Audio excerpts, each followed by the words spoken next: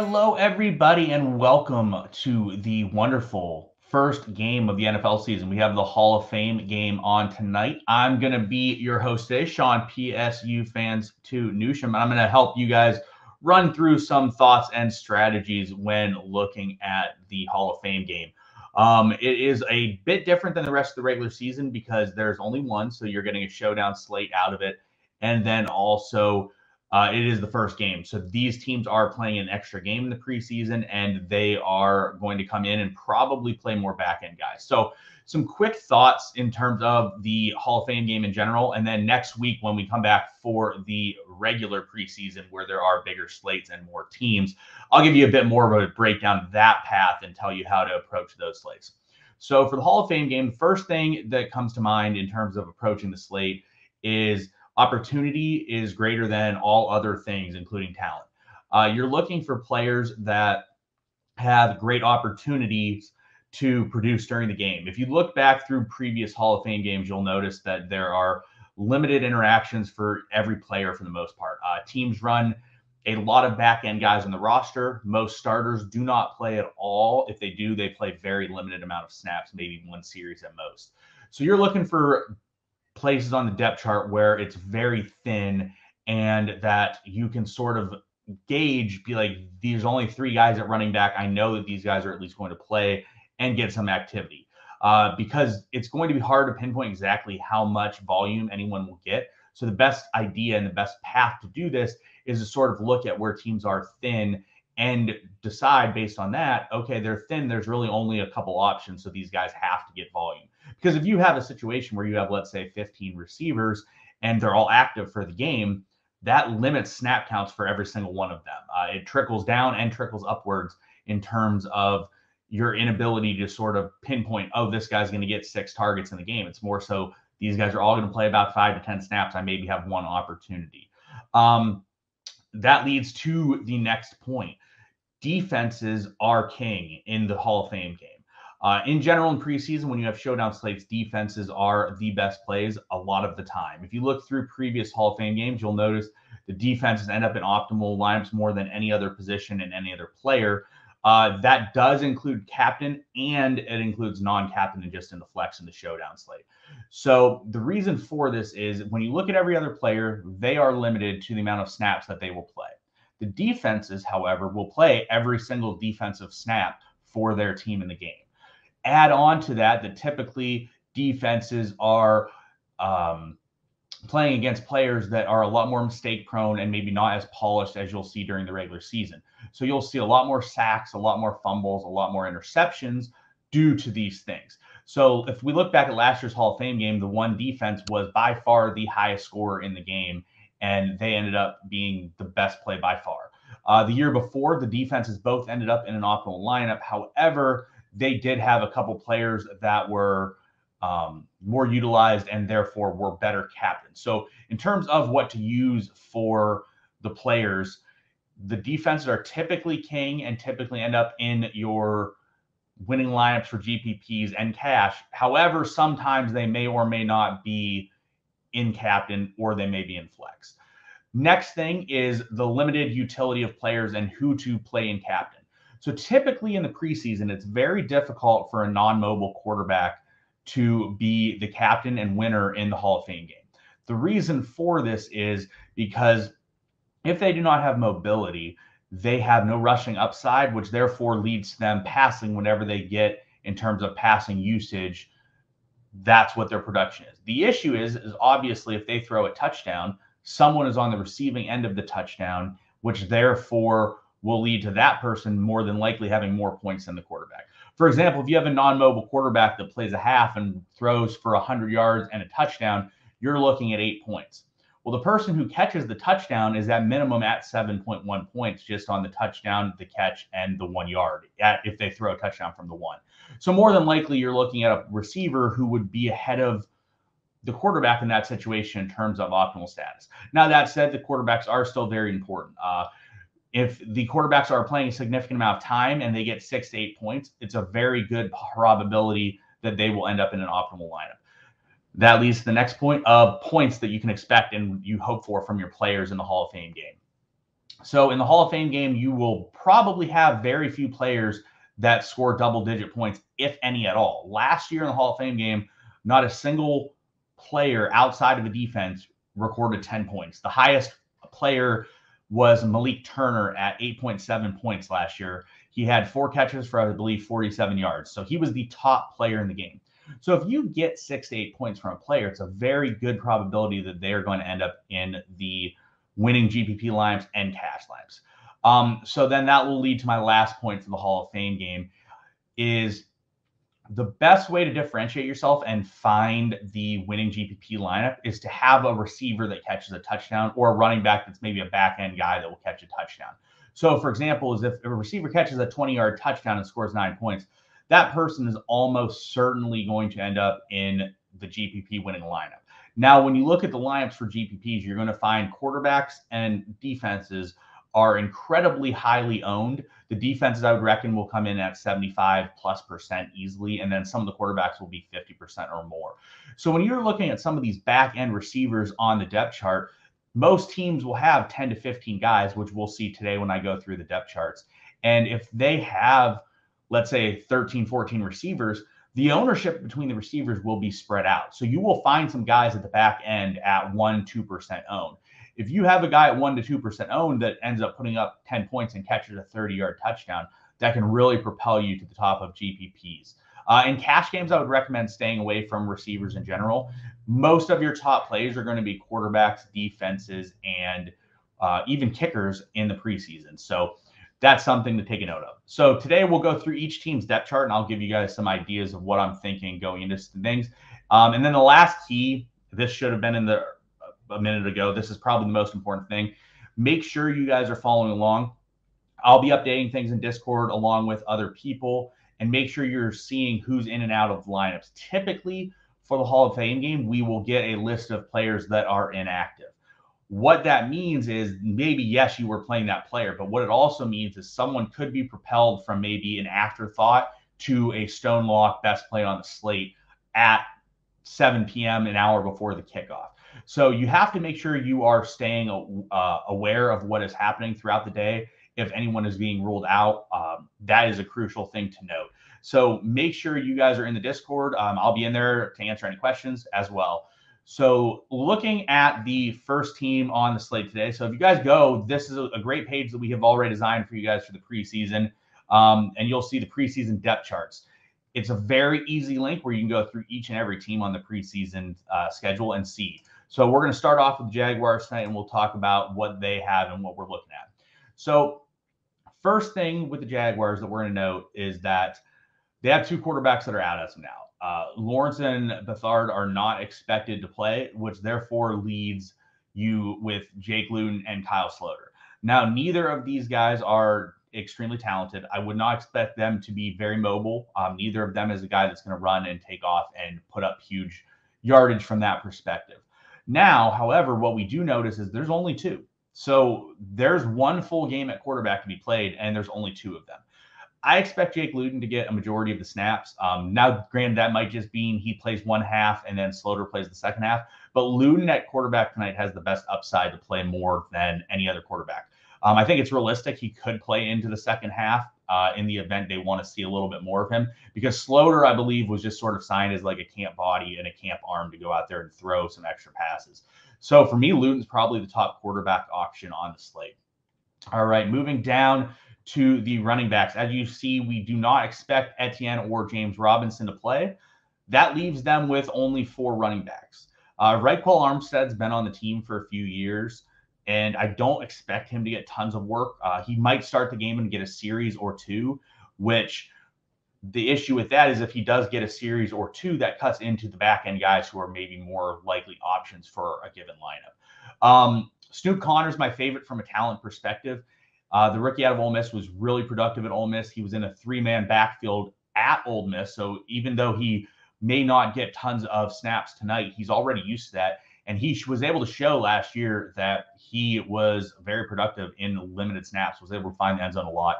And then more GPP related, Mekhi Sargent's been around the league for quite a few years now. He's pretty much a known commodity. Nathan Cottrell, on the other hand, is out of Georgia Tech. He's been clocked to run a 4.38 40, and if there ends up being some back end run for the Jags tonight, Cottrell could be a guy that maybe could pop one or get more carries than you would think.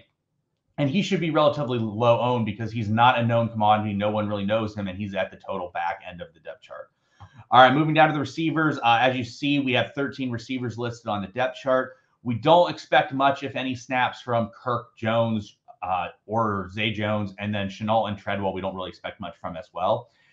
Agnew is very questionable for the Hall of Fame game, which generally speaking, when a guy is questionable, I avoid in all scenarios for the most part. So I would likely just remove Agnew from your player pool. If you get word that he is not inactive, you can plug him back in. But for the most part, for me, anytime guys are knocked up, I try to avoid them because there are just other options that are out there. So looking at the rest of the receiving core, Jeff Cotton Jr. has been raved about during camp. He's been very good in camp. He's had a very productive preseason before as well. So he's probably going to be the most high-owned receiver on the slate, which is a good thing in terms of I do think quite a few people play him, and I do think he is the best receiving option that we've seen. However, receiver is going to be a very high variance position. So I would probably not really go overweight on him in GPPs because you can just play other guys at significantly low ownerships that maybe will have an equal opportunity to what he will. Looking through the rest, we have Kevin Austin, who's out of Notre Dame, was relatively productive last year. Preseason legend Marvin Hall, who's been catching preseason passes for years. And then Lawan Jones, Willie Johnson, Ryan McDaniel. So realistically, when we look at receivers, you're going to find that they're all similar. There's really not massive differentials in receiver unless the position is very shallow, which for me is generally like 5 or 6 players would be my definition of shallow. This would not meet my definition. So in terms of GPP, I would definitely throw some darts with them, but no one really steps out. Looking at the tight end position, I don't expect much from Ingram, Arnold, probably even Manners. So that leaves like Farrell, Prince, and Gunther. They could be productive in a GPP. Like I said, if they catch a 1-yard touchdown, it's very likely they're going to be in an optimal lineup. For me, I will most likely not touch much of the tight ends. I'll have very limited exposure to them.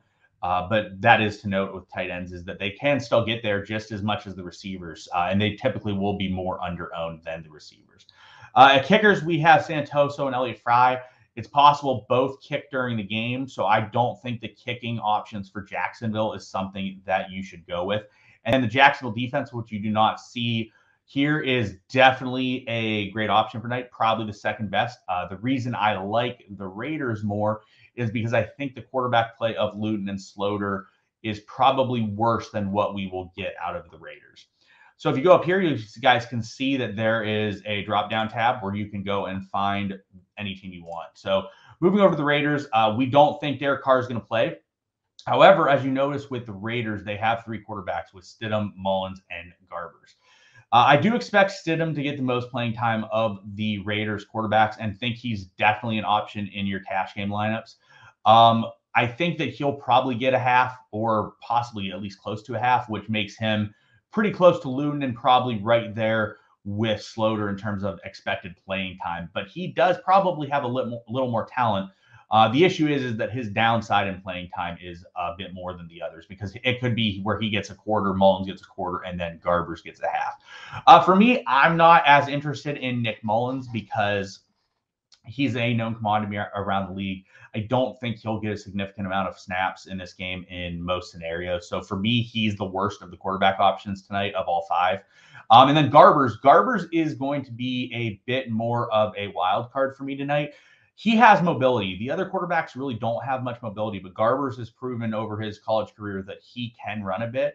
So if for whatever reason Garbers got a half where they only ran Stidham and Mullins in the first half and they basically let Garbers clean up, Garbers definitely has the possibility to be a top-end quarterback on the slate. So I would definitely make sure you utilize some Garbers in your GPP lineups at least.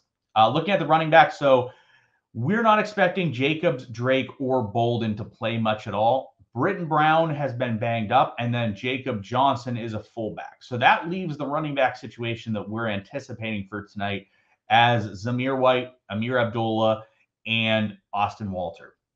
Typically in the past, when McDaniels was with the Patriots, they've been notorious for giving the back end guy, like I remember Tyler Gaffney just getting fed in a preseason game, a lot of work, and especially in the second half. Typically, the second half and the end of the game in the Hall of Fame game is a very bland offense where they basically just run dives up the middle, and just that's pretty much how they run out the game. Even if the team is leading, they might do that. If the team is behind, they still might do that. They might not pass. So I think it's possible that Walter gets a lot of work, a lot more than you would anticipate, especially if Zamir White is limited or they do not plan to use him very much in this game, which I think is a possibility.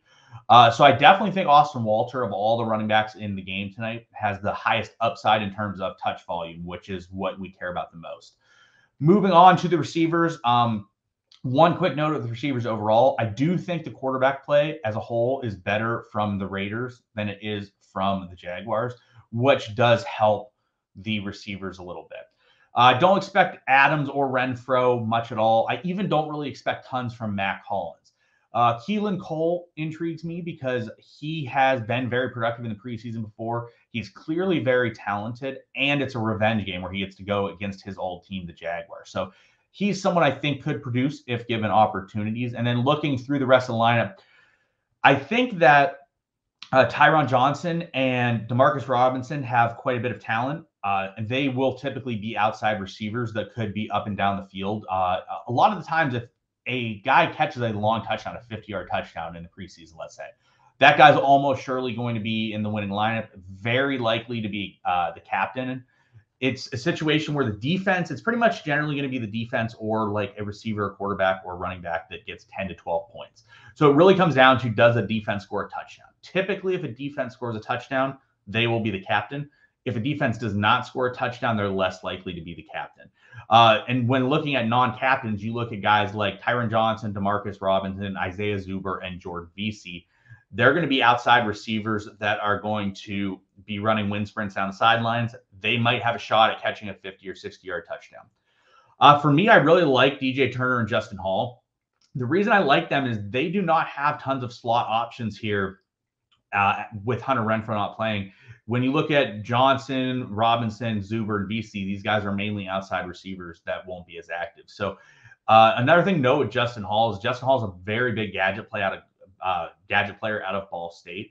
He had 6 rushing touchdowns despite being very small in stature last season. So I think the thing that stands out for me with Justin Hall is he's very likely to get some sort of usage or some sort of gadget plays, which therefore means he's at least likely to get a touch or 2 in the offense, which is very valuable when you can't really predict who's going to get how many touches on the game.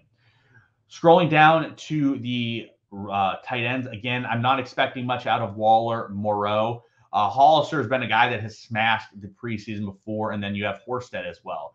I probably will sprinkle in the tight ends, but overall, they're not as appealing to me as some of the receivers. Looking at kicker, as of right now, Daniel Carlson's the only kicker that we would expect to play tonight.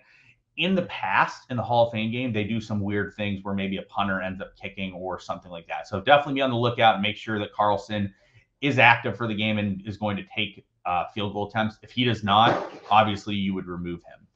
All right, so if we go back here to the main RotoGrinders page for NFL, you guys will see a core plays article, which we wrote up as well. A lot of the core plays is going to reiterate some of the things I just talked about in the video, but we'll be changing the core plays throughout the day and adding new people in and out of the different tiers. So for example, if Zamir White's out, all of a sudden he'll be completely removed from tier 3, and then possibly we would move up other players as well. So it's definitely something to check, look at the key players. I didn't include every single player, but I included a good chunk of them. Guys that aren't listed are still viable, especially back-end receivers and tight ends, because they still could get touches in the offense and have a chance. So definitely make sure you check that out. And then if you guys go to Lineup HQ to build your lineups, you guys will see that we do have projections this year. I would not treat the projections as Bible. I would definitely look at the projections, see like what we're looking at for projections. But in general, what we try to more so do here with projections for tonight is we try to give players a projection that would indicate what sort of tier they're on and like what type of player they are. So they're not necessarily exact projections that you would expect during the regular season. It's more so like a guide to be like, this is how to build a lineup. This is what to look at. So don't just look at the numbers. And as you'll see, like a lot of people have the same projection. It's because basically the way we did projections was we tiered them. And if you're on a certain tier, you'll get the same projection as someone else on that tier. You can totally change the projections however you guys would like right here by filtering in things. So if you guys want to give players different projections, you can. The way that I like to do the preseason is the only thing that really matters to me is ownership and how much percentage I have of a player and exposure. So for me, the projections aren't that important in the preseason. It's more about making sure if I want 12% of a certain player, I find a way to get 12% of that player, not how many points he's expected to get. So that's going to wrap it up for us today. Like I said, make sure you guys are staying in the know on news and notes for the game. Make sure you guys are in the Discord. I'll be in there. If you guys have questions, feel free to ask me. We'll also be updating as the day goes if there's any news and notes and injuries that would come up. So make sure you guys are refreshing pages and looking and checking back at things and making sure things are up to date. Next week, we'll be back with some more bigger slates as well as some smaller slates. And I'll give you guys a different rundown on how to approach preseason as a whole instead of just a showdown slate. So thanks for coming, guys. We'll see you guys next week. Good luck to everyone.